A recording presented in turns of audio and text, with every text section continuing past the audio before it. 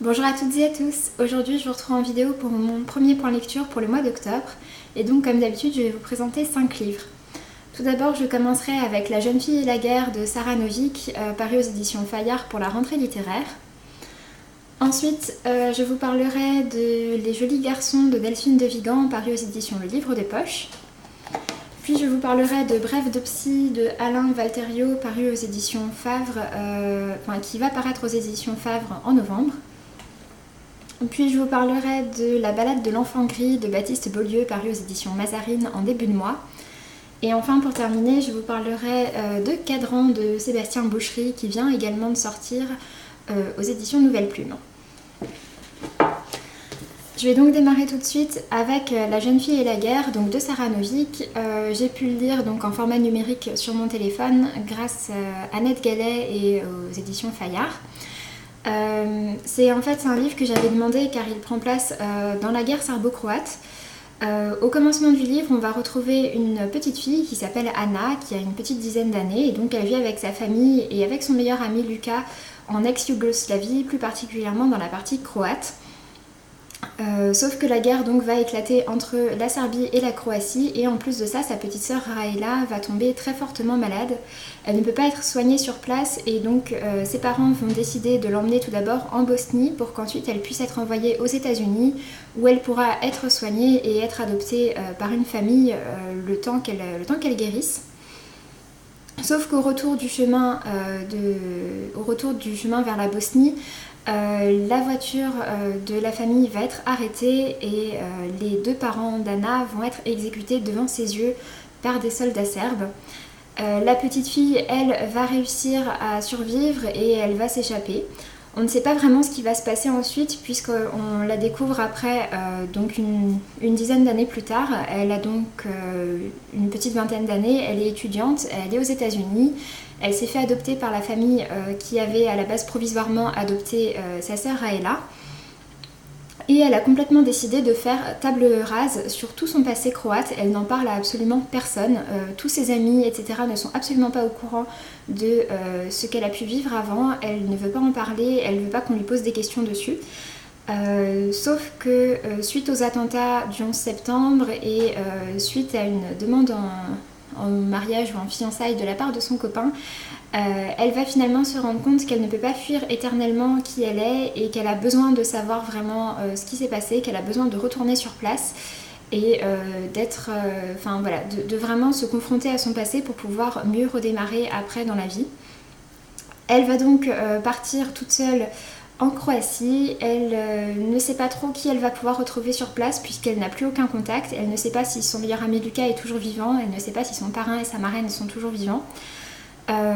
Et donc en fait on va la retrouver après donc en Croatie. Du coup le roman se déroule à plusieurs époques différentes et dans plusieurs pays différents, donc entre les États-Unis et la Croatie.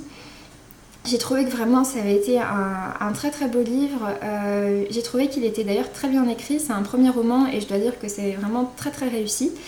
De mon côté je l'avais pris parce que j'avais envie d'en apprendre un petit peu plus sur les conflits qu'il y a eu en ex-Yougoslavie au moment de sa séparation. C'est des événements quand même assez récents de l'histoire qui en plus se sont passés en Europe pas très loin de chez nous et on en sait finalement je trouve assez peu. Donc voilà, c'était pour moi volontaire, j'avais envie d'en apprendre un petit peu plus dessus et vraiment j'ai trouvé ça très intéressant. J'ai beaucoup aimé tout l'aspect historique et en même temps j'ai beaucoup aimé aussi tout le drame et j'ai trouvé que c'était très très bien équilibré entre les deux. Je ne voulais ni quelque chose qui soit trop dans les faits historiques ni quelque chose qui soit trop dans la partie dramatique et finalement je trouve que l'équilibre entre les deux est bien fait et vraiment j'ai beaucoup aimé ce roman. Donc si ce sont des thèmes qui vous intéressent, je vous invite vivement à aller voir de ce côté-là. Je vous mettrai ma chronique sur mon blog en barre d'informations. Et donc je lui ai mis un 4 sur 5. Ensuite j'ai donc lu Les jolis garçons de Delphine de Vigan, paru aux éditions Le Livre de Poche. Je l'ai emprunté à ma médiathèque car j'aime beaucoup Delphine de Vigan, j'ai lu pas mal de ses livres. Je trouve que c'est une auteure qui a une plume absolument magnifique et que ses récits sont toujours très entraînants. En l'occurrence, donc c'est un petit livre qui fait à peu près 150 pages et qui se présente un petit peu sous la forme de nouvelles finalement, puisqu'on va retrouver notre narratrice qui s'appelle Emma et on va la suivre à travers 3 de ses histoires amoureuses. Donc avec trois hommes différents, à savoir Mark Stevenson, Ethan Castor et Milan Mikhaev. Ce sont 3 hommes très différents, au caractère très différent. Leurs histoires avec Emma sont à chaque fois vraiment différentes. Mais à chaque fois, il y a finalement une grosse part d'illusion, des mensonges qui sont cachés. Et donc la question est un petit peu de savoir combien de fois est-ce que l'histoire va pouvoir se répéter et quelles sont les conclusions à en tirer. J'ai bien aimé ce roman, même si c'était assez court, c'est toujours un plaisir de retrouver l'écriture de Delphine de Vigan, donc voilà, je suis contente de l'avoir lu, mais ce n'est vraiment pas mon préféré de l'auteur. Mon préféré de l'auteur d'ailleurs c'est Rien ne s'oppose à la nuit, qui est je pense son plus connu et qui est absolument magnifique, mais qui est carrément déprimant, je vous préviens quand même, mais en tout cas pour ma part c'est un roman que j'ai vraiment adoré. Ensuite, j'ai donc lu Bref de Psy de Alain Valterio, donc, qui va paraître aux éditions Favre début novembre si je ne me trompe pas. Je l'ai reçu dans le cadre d'une masse critique avec Babelio et je dois dire que ça a été un gros flop avec moi. En fait, tout simplement, je ne savais pas que le livre serait sous cette forme-là et si j'avais su, je ne l'aurais pas demandé. Puisque le résumé était assez énigmatique, on comprend que ça a été écrit par un psy, que c'est suite à des observations qu'il a fait, de ce qu'il a pu voir en cabinet, etc. Et donc par rapport à la petite illustration qu'on a, donc avec un petit lapin qui se fait psychanalyser, avec en dessous tout a commencé quand on m'a fait sortir du chapeau, je m'attendais à ce que ce soit des petites anecdotes de ce que l'auteur a pu voir dans son cabinet de psy, éventuellement illustrées comme c'est le cas sur la couverture. Et en fait, donc non seulement ce ne sont pas spécialement des anecdotes, en plus de ça elles ne sont pas illustrées, et puis ce lapin n'a absolument rien à faire ici. Donc voilà, je ne sais pas pourquoi ils ont choisi cette couverture, à mon avis c'est parce qu'ils ont trouvé que ce serait sûrement plus vendeur, il faut dire les choses telles qu'elles sont. Mais en tout cas il s'agit en fait de chroniques qu'un psy, donc l'auteur Alain Valterio, avait publié à la base dans un magazine hebdomadaire. Donc il était chroniqueur psy pour ce magazine et donc ce sont des petites chroniques voilà, donc assez courtes qui sont donc regroupées dans ce livre par thème, donc amour, père, âme et mots de l'âme, éducation, société, mœurs, etc. Et en fait donc non seulement je trouve que ce format de quasiment 200 chroniques à la suite, même si elles sont courtes, n'est pas très passionnant. Bien évidemment, je ne l'ai pas lu en une seule fois parce que c'est pas le genre de choses qui se lit en une seule fois, sinon à mon avis, on fait assez rapidement une overdose. Mais en plus de ça, en fait, j'ai trouvé que l'auteur avait des conceptions sur certaines choses qui étaient complètement étrangères à ce que moi je peux penser, surtout sur les questions du père, de la mère, de l'éducation. Je dis pas que tout ce que dit l'auteur est faux ou ne me convient pas. J'ai trouvé qu'il y avait certaines chroniques qui étaient plutôt intéressantes et qui étaient bien vues, mais j'ai trouvé qu'il y en avait certaines qui pour moi me paraissaient complètement insensées. Pour vous donner un exemple, à un moment il parle du fait qu'un père pour lui ne doit jamais se mettre à 4 pattes devant son enfant pour jouer avec lui parce qu'il pense que ça casse l'image du père et que le père doit être fort et donc doit être debout et ne pas s'abaisser au niveau de l'enfant en quelque sorte. Je trouvais ça complètement con, il faut bien dire les choses comme elles sont, enfin bref, voilà, il y avait pas mal de choses comme ça qui m'ont paru complètement insensées. Et bref, mais bon, si j'avais su que c'était sous cette forme-là, je ne l'aurais pas demandé. Après, je pense que la communication a été peut-être pas très bien faite de ce côté-là. Mais en tout cas, ça ne m'a donc tout simplement pas plu. Il y a pas mal de chroniques vers la fin que j'ai lues en diagonale parce que franchement, j'en avais marre de ce livre, de me le traîner. Enfin bref, voilà. Ce livre aussi a été un gros flop pour moi. Ensuite, j'ai donc lu La balade de l'enfant gris de Baptiste Beaulieu, donc, qui vient de paraître aux éditions Mazarine en début de mois. Pour le coup, ça a été une lecture absolument magnifique. Comme vous le savez, Baptiste Beaulieu est un auteur que je chéris beaucoup maintenant. Je vous avais déjà parlé d'un de ses livres, donc Alors vous ne serez plus jamais triste, dans mon dernier point lecture.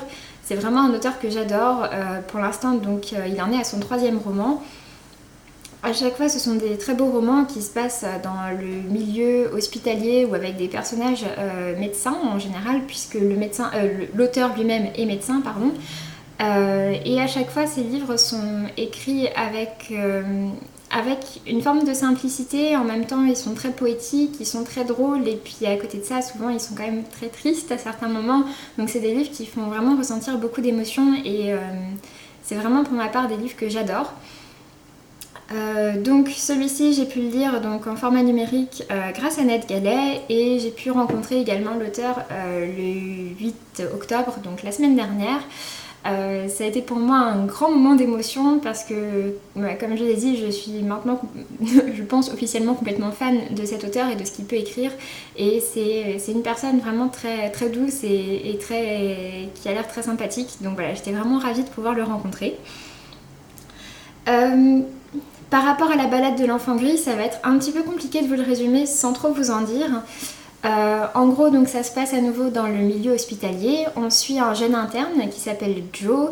Et Joe en ce moment est en stage en pédiatrie, et c'est là qu'il va faire la rencontre d'un petit garçon qui s'appelle No, qui a 7 ans et qui est donc atteint de la maladie de l'enfant gris. Donc il me semble que c'est suite à une leucémie. Sa peau est devenue complètement grise, et en plus de ça, donc voilà, il a beaucoup de problèmes de santé, et il sait qu'il ne lui reste pas beaucoup de temps à vivre. Sauf que ce petit garçon, en plus de ça, n'a pas beaucoup de chance, puisqu'en fait sa maman ne vient jamais le voir. Elle vient le voir à peine une fois par semaine, et donc tout le personnel hospitalier se demande un petit peu qu'est-ce qui se passe. Et Joe va beaucoup se prendre d'affection pour ce petit garçon. Il va y avoir donc une très belle complicité qui va se lier entre les deux, et j'ai vraiment trouvé ça très très beau. Sauf que ça ne va pas suffire, et donc ça ne va pas suffire à sauver le petit garçon. No va mourir. Et suite à ça, Joe va vraiment se retrouver très marqué par l'empreinte de ce petit garçon, et donc il va décider de partir à la recherche de sa mère pour essayer de comprendre ce qui se passe, et pour mettre les choses au point avec elle, et pour qu'après lui aussi puisse un petit peu passer à autre chose, même s'il n'a pas envie d'oublier ce petit garçon qu'il aime beaucoup.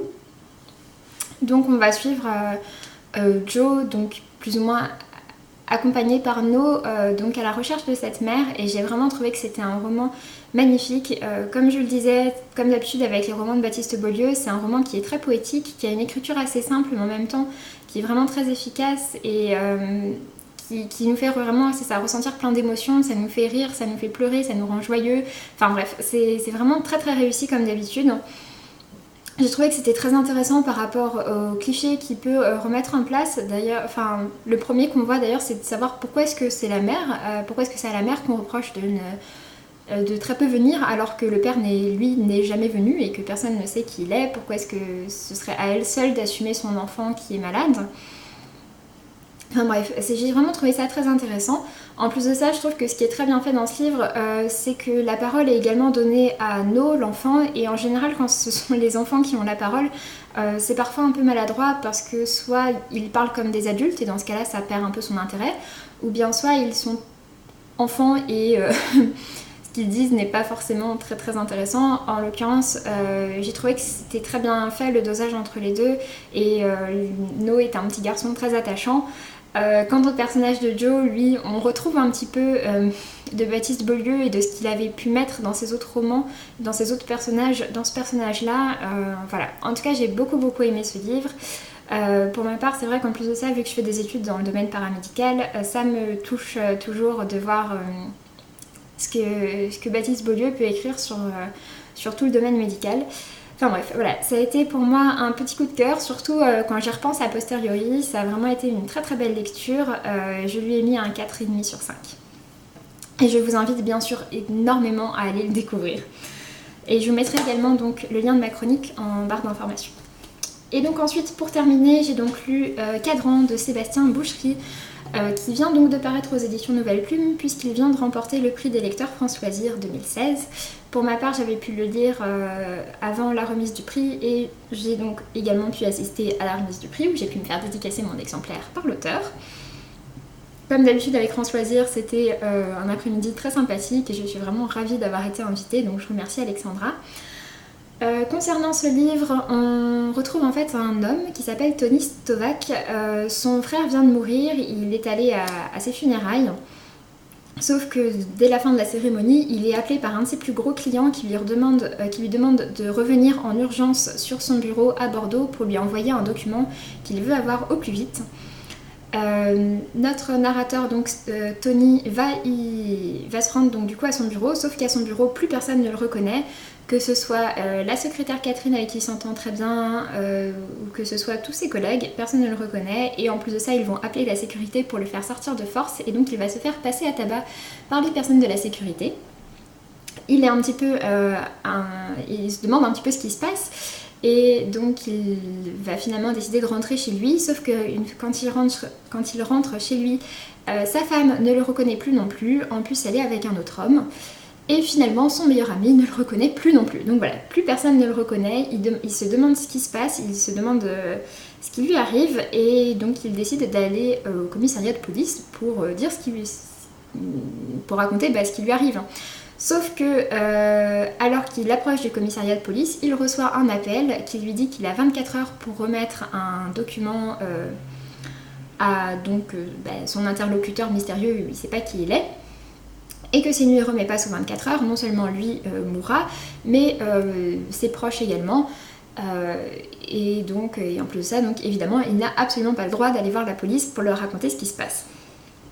Notre narrateur se retrouve donc avec une menace assez lourde qui lui pèse sur le dos et 24 heures pour résoudre ce mystère et donner donc ce document, il ne sait même pas quel document c'est, à son mystérieux interlocuteur. J'ai trouvé ce livre très captivant, on est dans un scénario un petit peu digne d'un blockbuster américain, et donc voilà, le livre est très prenant, ça se lit très bien, et toute l'histoire est pleine de rebondissements, j'ai vraiment trouvé que l'histoire était très bien trouvée. Du côté de l'écriture, j'ai un petit peu moins aimé. J'ai trouvé qu'il y avait certains passages en fait il y a des passages qui étaient écrits de manière un petit peu étrange de mon point de vue. Mais sinon c'est une écriture on va dire assez simple, mais qui en tout cas est très efficace, qui permet au livre d'avoir vraiment un bon rythme, qui donne envie d'être lu assez rapidement. Donc j'ai trouvé que c'était vraiment bien fait. Et du coup voilà, je suis ravie d'avoir pu découvrir ce livre.